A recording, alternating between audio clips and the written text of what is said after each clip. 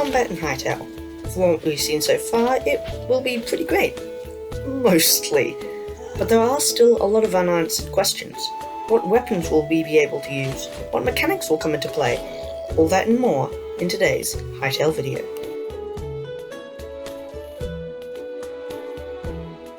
In Minecraft, progression is integral to the game.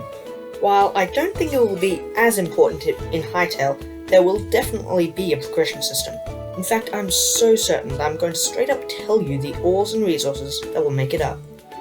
We'll start with stone, as seen in this image, with a series of stone tools. Then, in this image, we get a glimpse at the rest of the progression system. After stone, it will be copper, then iron, and then thorium, and finally, cobalt.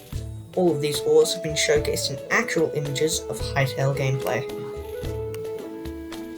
In this image, we see a stone shovel buried in the ground.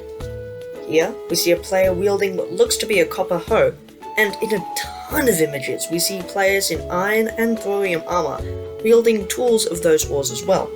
And if you look very carefully in this image, you can see that this shield is made out of cobalt, showing not only that the supposed god level tier in Hytale exists, but these ores will also be applied to shields.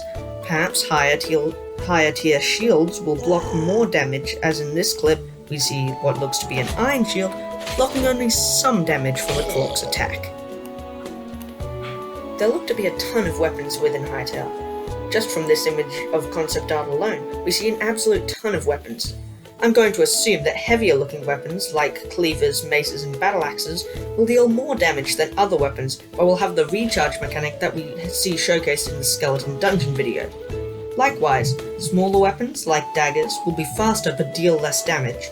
Magic wands and staves, and don't quote me on this because there's a high chance I'm completely wrong here, will cast spells. I know, it's crazy, but I think it's within the realm of possibility.